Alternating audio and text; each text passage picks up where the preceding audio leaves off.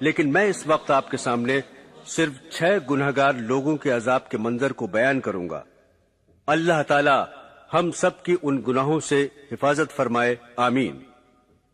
ایک منظر تو آپ صلی اللہ علیہ وسلم نے یہ دیکھا جس کے بارے میں آپ صلی اللہ علیہ وسلم نے ارشاد فرمایا کہ میں ایسے لوگوں پر گزرا جن کے تانبے کے ناخن تھے، اور ان تانبے کے ناخنوں سے وہ لوگ اپنے ہی چہروں کو چھیل رہے تھے، اور کبھی ان ناخنوں سے اپنے ہی سینوں کو چھیل رہے ہیں۔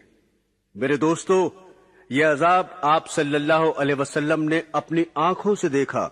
کتنا تکلیف دہ عذاب ہے کہ اپنے ہی ناخنوں سے اپنے ہی چہروں اور سینوں کو چھیلنا اور بار بار انہیں زخموں کو چھیلتے رہنا۔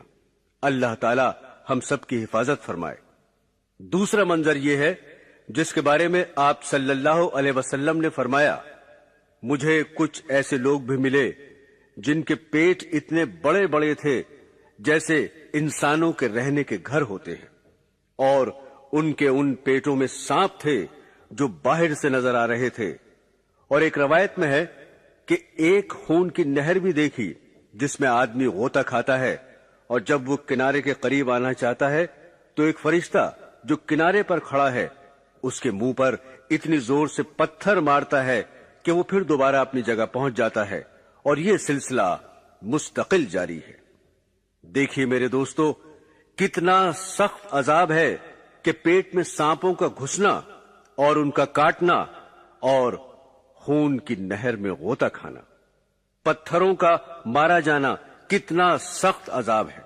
اللہ تعالی ہماری حفاظت فرمائے، آمین۔ تیسرا منظر یہ ہے جس کے بارے میں آپ صلی اللہ علیہ وسلم نے یہ فرمایا کہ کچھ لوگ ہیں جن کے سر پتھر سے کچلے جا رہے ہیں، ہر بار سر ٹھیک ہو جاتے ہیں اور پھر کچلے جاتے ہیں، اور یہ سلسلہ مستقل جاری ہے۔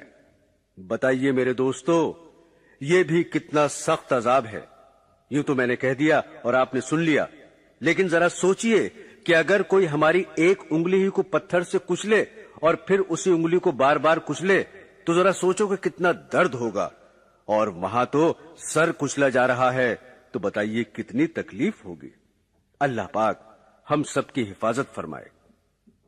چوتھا منظر یہ ہے جس کے بارے میں آپ صلی اللہ علیہ وسلم نے فرمایا کہ میں کچھ اور آگے چلا تو کچھ اور لوگوں کو دیکھا کہ ان کے ہونٹ اونٹ کی طرح بڑے بڑے ہیں، اور فرشتے ان کے منہ کو پھاڑ پھاڑ کر زبردستی ان کے منہ میں گوشت ٹھونس رہے ہیں جو ان کے پائخانے کے راستے سے نکل رہا ہے، اور وہ چیخ رہے ہیں، چلا رہے ہیں، لیکن ان کی کوئی سنائی نہیں ہو رہی ہے۔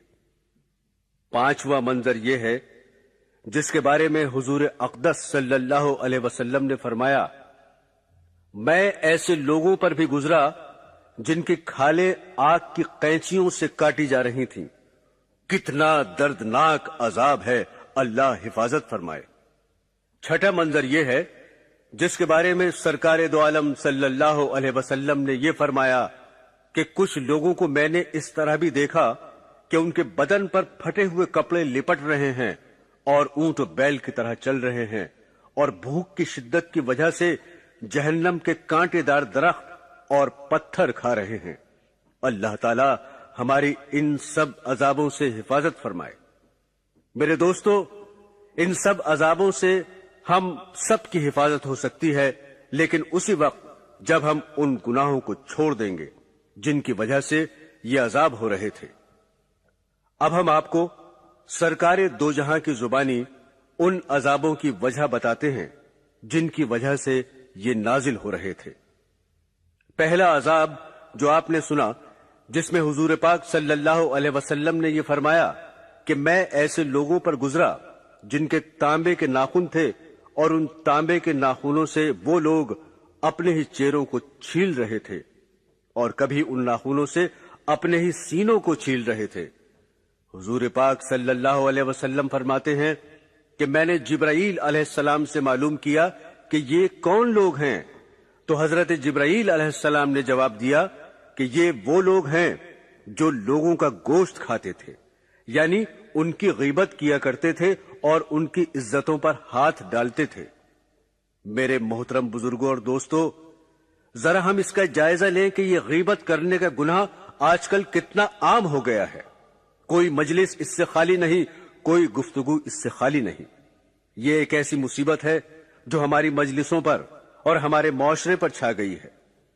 حضور اقدس صلی اللہ علیہ وسلم نے اس پر بڑی سخت وعیدیں بیان فرمائی ہیں، اور قرآن کریم میں غیبت کے لیے اتنے سنگین الفاظ استعمال کیے گئے ہیں کہ شاید کسی اور گناہ کے لیے اتنے سنگین الفاظ استعمال نہیں کیے. چنانچہ قرآن حکیم کہتا ہے کہ ایک دوسرے کی غیبت مت کرو، کیونکہ یہ ایسا برا عمل ہے جیسے اپنے مرے ہوئے بھائی کا گوشت کھانا.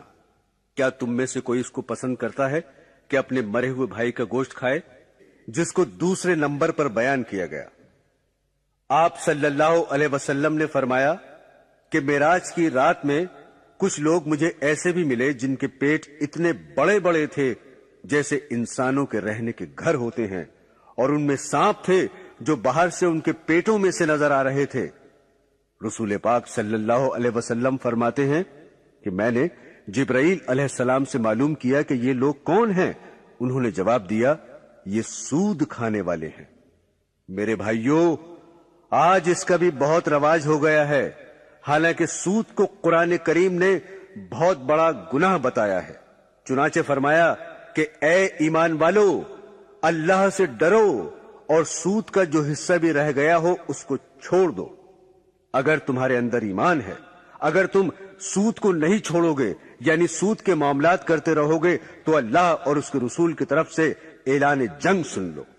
یعنی ان کے لیے اللہ کی طرف سے لڑائی کا اعلان ہے. یہ اعلان جنگ اللہ تعالی کی طرف سے کسی بھی اور گناہ پر نہیں کیا گیا. چنانچہ جو لوگ شراب پیتے ہیں ان کے بارے میں بھی یہ اعلان نہیں، جو خنزیر کھاتے ہیں ان کے بارے میں یہ اعلان نہیں، لیکن سود کے بارے میں فرمایا کہ جو لوگ سود کے معاملات کو نہیں چھوڑتے ان کے لیے اللہ اور اس کے رسول کی طرف سے جنگ کا اعلان ہے. تیسرے نمبر پر جو عذاب بیان کیا گیا، اب اس کے بارے میں سنیے کہ وہ کن لوگوں کو ہو رہا تھا. اللہ کے رسول صلی اللہ علیہ وسلم نے عذاب یہ بیان کیا کہ کچھ لوگ تھے جن کے سر پتھر سے کچلے جا رہے تھے. کچلے جانے کے بعد پھر وہ ایسے ہی ٹھیک ہو جاتے تھے جیسے پہلے تھے. اسی طرح سلسلہ جاری ہے، ختم نہیں ہوتا. آپ صلی اللہ علیہ وسلم نے حضرت جبرائیل علیہ السلام سے پوچھا کہ یہ کون لوگ ہیں؟ انہوں نے جواب دیا کہ یہ وہ لوگ ہیں جو نماز میں سستی کرنے والے ہیں اور سوتے رہ جاتے ہیں. عزیزان گرامی، آج کل اس اہم ترین عبادت جو ایمان کے بعد سب سے پہلا فرض ہے اور قیامت میں سب سے پہلے اسی کا حساب کتاب ہوگا، اس میں بھی نہایت غفلت اور لاپرواہی برتی جا رہی ہے. حالانکہ حدیث کی کتابوں میں نماز نہ پڑھنے پر بہت سخت عذاب بیان کیے گئے ہیں. اب آپ چوتھے نمبر پر جو عذاب بیان کیا گیا ہے اس کے بارے میں سنیے کہ وہ کن لوگوں کو ہو رہا تھا.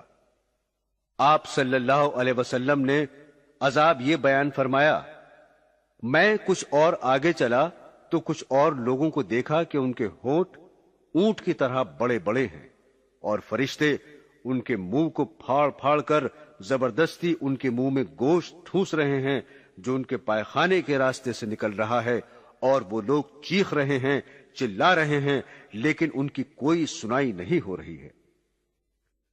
رسول پاک صلی اللہ علیہ وسلم فرماتے ہیں کہ میں نے جبرائیل علیہ السلام سے معلوم کیا کہ یہ کون لوگ ہیں. انہوں نے جواب دیا کہ یہ آپ کی امت کے وہ لوگ ہیں جو یتیموں کا مال ناحق کھایا کرتے تھے. میرے محترم بزرگوں، دوستو، یتیم کا ذکر قرآن پاک میں اللہ پاک نے ایک دو جگہ نہیں بلکہ بہت سی جگہ کیا ہے، اور اس پر بار بار تنبیہ فرمائی ہے کہ ان کے ساتھ خیر خواہی کی جائے، ان کے مال میں احتیاط سے کام لیا جائے، ان کے ساتھ نرمی کا برتاؤ کیا جائے، ان کی اصلاح اور فلاح کی کوشش کی جائے. حتیٰ کہ اگر کسی یتیم لڑکی سے نکاح کرے تو اس کے مہر کو کم کرنے پر ڈانٹا ہے کہ غریبی کی وجہ سے اس کے مہر میں بھی کمی نہ کی جائے.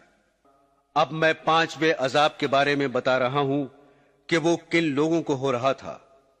آپ صلی اللہ علیہ وسلم نے جب یہ منظر دیکھا کہ لوگوں کے جسم کی کھال قینچیوں سے کاٹی جا رہی ہے اور آگ کی قینچیوں سے کاٹی جا رہی ہے، تو آپ صلی اللہ علیہ وسلم نے حضرت جبرائیل علیہ السلام سے جو آپ کے ساتھ تھے معلوم کیا یہ کون لوگ ہیں؟ تو حضرت جبرائیل علیہ السلام نے بتایا کہ یہ وہ مرد اور عورتیں ہیں جو زنا کرنے کی خاطر بناؤ سنگار اور فیشن کیا کرتے تھے۔ اللہ پاک نے قرآن پاک میں زنا سے متعلق یہ ارشاد فرمایا ہے کہ اے لوگو، تم زنا کے پاس نہ پھٹکنا، اس لیے کہ وہ بڑی بے حیائی کی بات ہے۔ اب میں آپ کے سامنے چھٹے نمبر پر جو عذاب کا منظر بیان کیا گیا اس کو بیان کرتا ہوں کہ وہ عذاب کن لوگوں کو ہو رہا تھا، جن کے بدن پر پھٹے پرانے کپڑے لپٹ رہے تھے اور اونٹ و بیل کی طرح چل رہے تھے اور بھوک کی زیادتی کی وجہ سے جہنم کے کانٹے دار درخت اور پتھر کھا رہے تھے۔ آپ صلی اللہ علیہ وسلم نے حضرت جبرائیل علیہ السلام سے معلوم کیا تو انہوں نے بتایا کہ یہ وہ لوگ ہیں جو اپنے مالوں کی زکوٰۃ نہیں دیتے تھے۔ میرے دوستو، اگر آج ہم اس چیز کی تحقیق کریں تو بہت سے مسلمان ایسے ملیں گے جو زکوٰۃ ادا نہیں کرتے اور مال کی محبت کے نشے میں ان کو اس کا احساس ہی نہیں کہ ہمارے اوپر ایک اہم فریضہ بھی ہے جس کے ادا کرنے سے دنیا کے اور آخرت کے بہت سے فائدے بھی ہیں جن کو احادیث میں تفصیل سے بیان کیا گیا ہے۔